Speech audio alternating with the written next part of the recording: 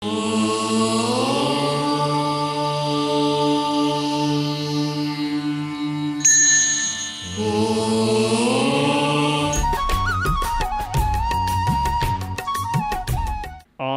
वाङ्मय में कहा गया है, तीर्णाणं तारयाणं बुद्धाणं बोहयाणं मुत्ताणं मोयगाणं। अरहत स्वयं तीर्ण होते हैं और दूसरों को तारने वाले होते हैं।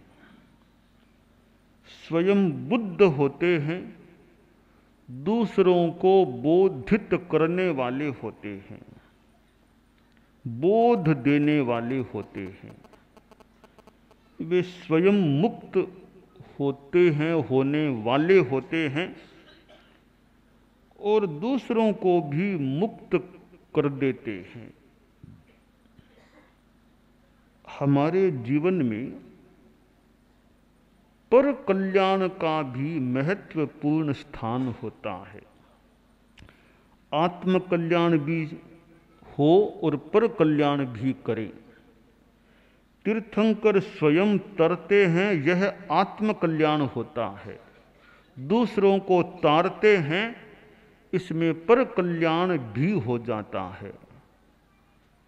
तीर्थंकर स्वयं बोध को प्राप्त करते हैं, यह स्वयं कल्याण आत्म कल्याण है। दूसरों को बोध प्रदान करते हैं, इसमें पर कल्याण भी सन्निहित है। तीर्थंकर स्वयं मुक्त होते हैं, यह आत्म कल्याण है और दूसरों को मुक्ति का मार्ग बतलाते हैं, यह पर कल्याण का काम भी होता है। मनुष्य स्वयं कल्याण करे और पर कल्याण का भी प्रयास करे, परोपकार करे। परस्य पीड़ा न कायब्बा। परोपकार की पृष्ठभूमि में यह बात दिमाग में रहे, परस्य पीड़ा न कायब्बा। परोपकार तो कितना कर पाऊंगा, तो कम से कम दूसरों को पीड़ा पहुंचाने का काम तो न करूं, दूसरों को कष्ट न दूं। परोपकारः पुण्याय पापाय पर पीडनम। अष्टादश पुराणेषु व्यासस्य वचनद्वयम् परोपकारः पुण्याय पापाय पर पीडनम। सार की बात बताई कि परोपकार पुण्य का हेतु बनता है, उसमें पवित्रता होती है और दूसरों को पीड़ित करना यह पाप का काम हो जाता है। एक आदमी किसी की आत्मा का कल्याण कर दे, किसी को उन्मार्ग से सन्मार्ग पर ला दे, पतित को उत्थित कर दे, उठा दे, अपावन को पावन बना दे, डूबती हुई आत्मा को उद्धार दे, पार उतार दे, यह बड़ा परोपकार का काम हो जाता है। संक्षिप्त और भावात्मक रूप में रामचंद्र जी का जीवन वृत्त कितनी रामायणों में मिलता है। जैन धर्म में भी रामायण का ग्रंथ है और एक इतना सुंदर गेय ग्रंथ है रामायण का। परम पूज्य गुरुदेव तुलसी भी जिसका आख्यान फरमाते थे, परम पूज्य कालूगणी भी फरमाते थे। और वह जो गेय व्याख्यान है वैदुष्यपूर्ण है और सरस भी है, सुंदर है और एक श्रोता को तृप्ति देने वाला भी होता है। ठीक है, और गहरी समीक्षा साधना के संदर्भ में की जा सकती है।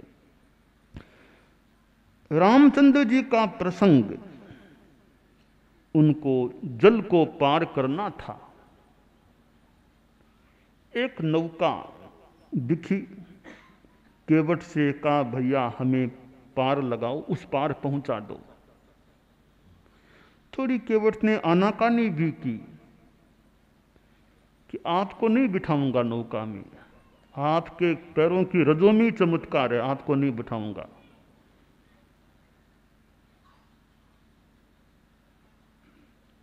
उसको समझाया गया कि तुम डरो मत, कर नहीं नहीं, इनके पैरों की रजें बड़ी चमत्कारी है, पत्थर भी औरत बन जाए, कहीं मेरी नौका औरत बन गई तो रोजी रोटी की मेरी साधन छूट जाएगा ना। उसको समझाया भी ऐसे, एक काम करो, तुम रामचंद्र जी के पैरों को पहले धो दो, रजें साफ हो जाएगी, फिर बिठाओ, फिर नौका औरत नहीं बनेगी। ठीक है, समझ गए यार, बिठा लिया नौका में, नौका को खिया, आगे पहुंचा दिया, उस पार पहुंचे, रामचंद्र जी उतर गए। उतर गए तो रामचंद्र जी बोले कि भैया तुम्हारा हिसाब कर लो, जो भी तुम्हारा किराया है इस नौका में हमको बिठाया है बता दो, हम तुम्हें पैसा दे दें, हिसाब पूरा हो जाए। तो केवट बोला कि महाराज रामचंद्र जी आपसे तो मैं क्या किराया लूंगा, आपसे क्या किराया लूं, क्यों क्यों भाई, कि आप और मैं तो एक ही जाति के आदमी हैं, एक ही काम धंधा करने वाले हैं। आप जो धंधा वही धंधा मैं करता हूं, आप भी मल्लाह हो, मैं भी मल्लाह, आप भी मल्लाह हो, तो मल्लाह मल्लाह से क्या तो पैसा ले और क्या बात करे। मल्लाह कभी मल्लाहों से मल्लाह ही लेते हैं भैया, मजदूर कभी मजदूरों से मजदूरी लेते हैं भैया। अरे रामचंद्र जी, एक मजदूर दूसरे मजदूर साथ में रहने वाले क्या तो उससे मजदूरी ले, एक मल्लाह दूसरा मल्लाह साथ एक काम करने वाले क्या पैसा ले, खास बात नहीं है। रामचंद्र जी बोले नहीं भैया, तुम भी अपना रोजी रोटी से काम चलाते हो, नौका से ले लो अपना पैसा, क्यों संकोच करते हो पैसा लेने के लिए। संकोच की क्या बात है, पर आपसे मामूली पैसा थोड़ा ही लूंगा मैं, कोई मामूली पैसा तो और बहुत है देने वाले, आपसे मामूली पैसा लेकर मैं संतोष नहीं करूंगा, जो ले लो, बात पूरी करो। बात एक देखिए महाराज, अगर आप यह मानते हो कि मैंने कुछ आप पर उपकार किया है, यानी पानी से मैंने यहाँ पहुंचा दिया, इस किनारे आपको ला दिया, अगर आप मेरा उपकार मानते हो तो सुनिए, अपने को ऋणी समझते हो तो, अपने को ऋणी समझते हो तो ऋण तुम यही चुका देना। अपने को ऋणी समझते हो तो ऋण तुम यही चुका देना। मैंने पार किया तुमको, तुम मुझको पार लगा देना। मैंने पार किया तुमको, तुम मुझको पार लगा देना। कि महाराज मैंने तो मामूली पानी से आपको पार लगाया है, आप तो मुझे भव सागर से पार लगा देना, यह किराया आपसे लेना चाहूंगा मैं। तो दूसरों को पार उतार देना, संसार सागर से पार उतार देना, यह तो मानो परम परोपकार का काम हो जाता है। परम पूज्य गुरुदेव तुलसी परोपकार करने वाले थे, कितनी यात्राएं की। तेरा पंथ के हमारे धर्म संघ के आचार्यों में तो पहले आचार्य प्रवर थे जो उड़ीसा पधारे थे, कांटाबाजी पधारे थे, कि हमारे पहले आचार्य थे। उनसे पहले कोई भी आचार्य श्री उड़ीसा और कांटाबाजी में नहीं पधारे थे।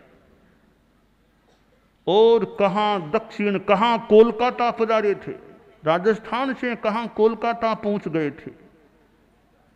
कोलकाता से कांटाबाजी उड़ीसा निकट था तो नहीं पधारे।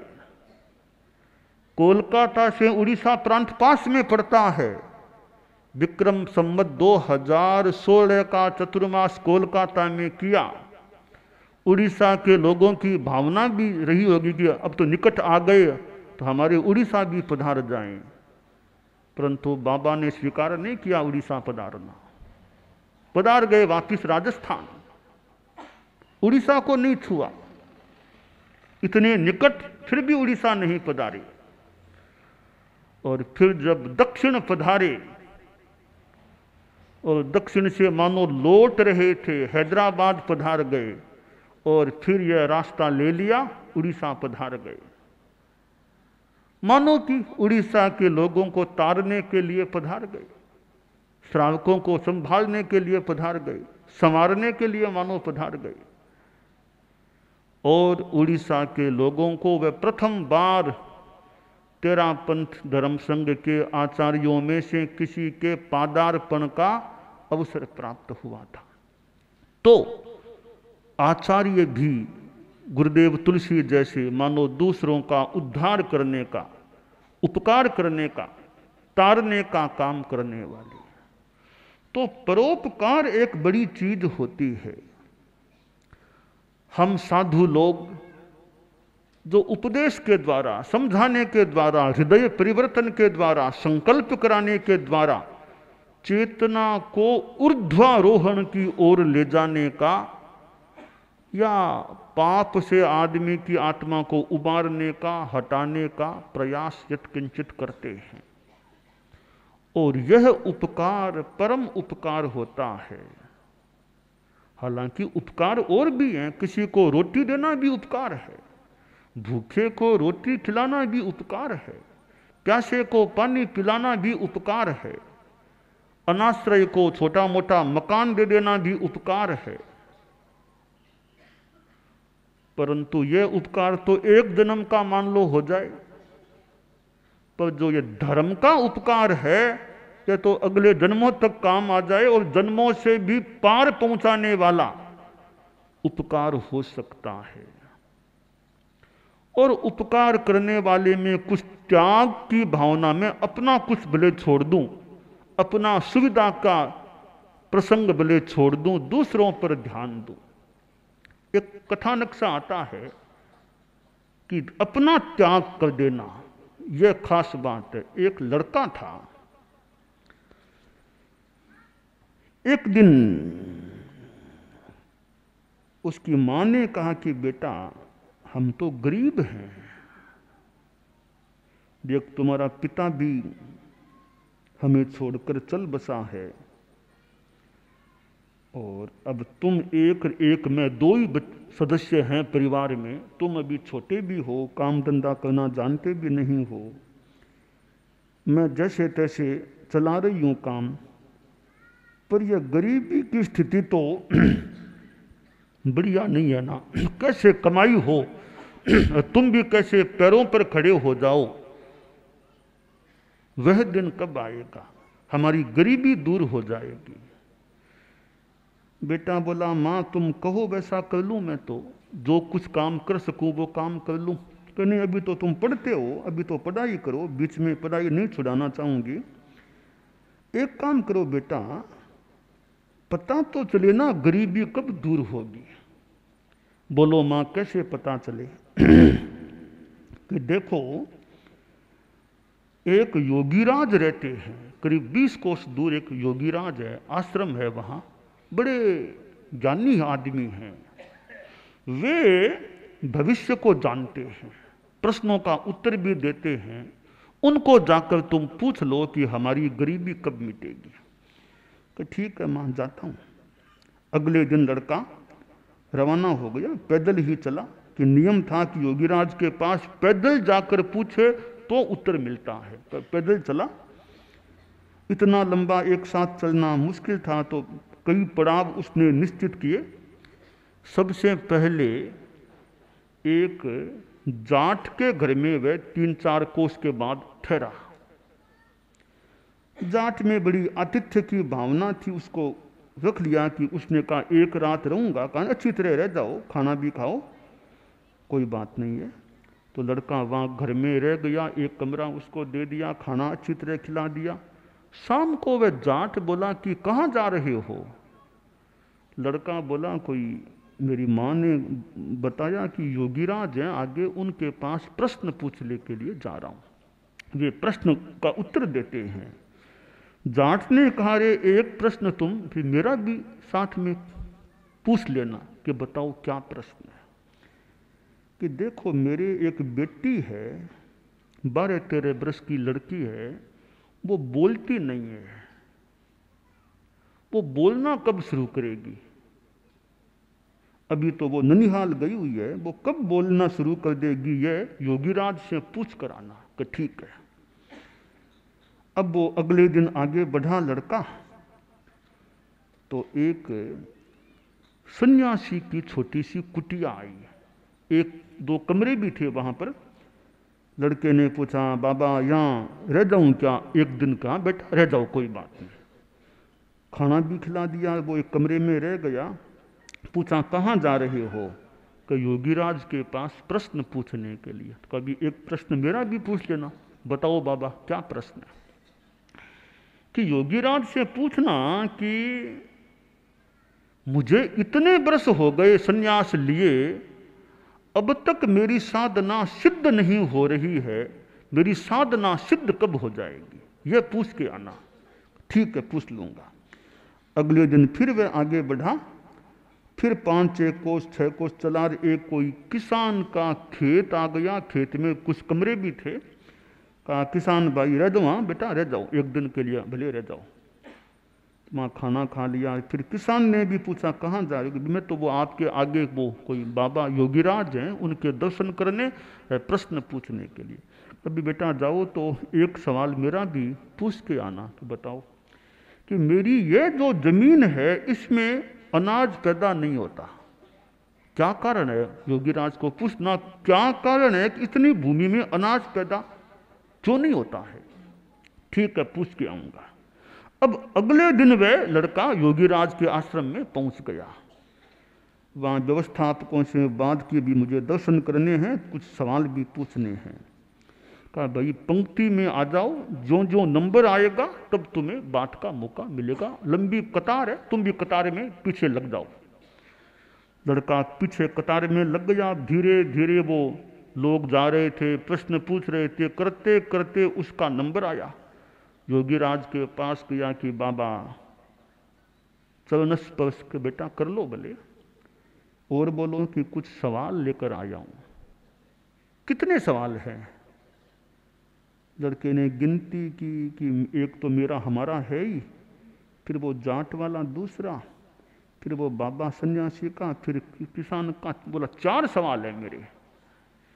योगीराज ने कहा, बेटा कठिनाई है, 4 का जवाब नहीं दे सकता, 3 का जवाब दे सकता। मेरा नियम है कि एक आदमी को ज्यादा से ज्यादा 3 प्रश्नों का उत्तर देता हूं, उसके बाद एक आदमी को उत्तर नहीं देता। यह मेरा व्यवस्था नियम किया हुआ है।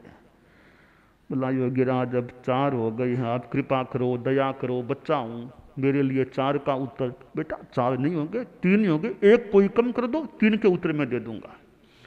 अब लड़के ने सोचा, रे एक कौन सा छोड़ दूं फिर मैं?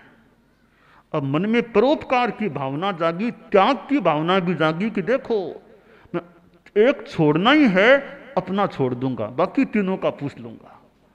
अपना जिसके लिए चला उसको अपना सवाल छोड़ दिया, बाकी तीनों के सवाल पूछे, उत्तर भी मिल गए। अब लौटा वहां से तो सबसे पहले उल्टे क्रम में वो किसान का खेत आ गया। फिर वहीं बासा किया। किसान बड़ा उत्सुकता से था कि बोलो बेटा क्या उत्तर लाया? लड़का बोला कि योगीराज ने बताया है कि इतनी वो जमीन है खेत में, उसके अंदर चरू हैं, वो चरू निकाल देगा तो वहां खेती होनी शुरू हो जाएगी। तत्काल किसान ने खुदाई की तो वहां स्वर्ण मुद्राओं से भरे हुए चरू निकल गए। इतना धन था। किसान ने सोचा, रे ये उत्तर लेकर के आया है, कुछ तो इसको दूंगा ना। बोला, बेटा ये तुम्हारे कहने से मुझे मिला है, तो आधे सारी स्वर्ण मुद्राओं में आधी तुम ले जाओ, आधी मैं रखूंगा। सैकड़ों सैकड़ों स्वर्ण मुद्राएं लड़के को दे दी। अगले रोज फिर वह आगे बढ़ा और फिर वह सन्यासी की कुटिया, वो कमरे आए, वहां वासा किया। सन्यासी ने भी पूछा, बेटा क्या उत्तर लाए हो? लड़का बोला कि योगीराज ने फरमाया है कि वो जो सन्यासी है उसकी साधना की सिद्धि में एक बाधा है। बाधा यह है, उसके पास 1.25 लाख का एक हीरा छिपा हुआ रखा हुआ है, छिपाया हुआ है। वो हीरे को त्याग देगा, छोड़ देगा, फिर उसकी साधना शीघ्र ही सिद्ध हो जाएगी। सन्यासी ने कहा, अरे धन्य है योगीराज के ज्ञान को, ये एकदम गुप्त बात है मेरी, उसको भी जान लिया योगीराज ने। वास्तव में ज्ञानी आदमी है कि हीरे को छोड़ोगे तो अब सिद्धि होगी। तत्काल सन्यासी ने हीरा निकाला, बेटा तू ले जा हीरा, ले तू ले जा, बस हीरा छोड़ा, जल्दी उसको सिद्धि मिल गई, ज्ञान हो गया, सिद्धि मिल गई। फिर आगे बढ़ा, वो जाट का घर आया और जाट ने पूछा, रे वो क्या बात है? कि मैं योगीराज ने कहा है कि वो लड़की जब अपने भावी पति को आंखों से देखेगी तत्काल बोलना शुरू कर देगी। यो बात हो रही थी, वो लड़की ननिहाल से आई, लड़के को देखा और बोलना शुरू कर दिया। जाट बोला, आप मेरे जमाई राजा बन गए हो, तुमको देखा बोलने, आप जमाई राजा मेरे। तत्काल उनकी शादी कर दी और लड़की को उनके साथ विदा कर दिया। अब वो लड़का घर आया, माँ बोली, बेटा क्या उत्तर लाए हो? लड़का बोला, माँ मैंने अपना सवाल तो पूछा ही नहीं। अरे ये क्या किया? बस नहीं पूछा, सारी बात बताई कि माँ सवाल पूछा तो नहीं, उत्तर अपने आप ही हो गया। इतना तो धन, यह तुम्हारी बहू रानी और आ गई है। माँ ने कहा, बेटा दूसरों का भला करता है उसका भला तो मानो अपने आप ही हो जाए। तुमने दूसरों का भला किया, अपना भला अपने आप ही हो गया, सारी समस्या का समाधान हो गया, गरीबी भी मिट गई और बहू रानी भी घर में आ गई। तो दूसरों का उपकार करता है, कई बार वो खुद का अपने आप ही समस्या समाधान हो जाता है। तो हम दूसरों की आत्मा का कल्याण करें, फिर तो कहना ही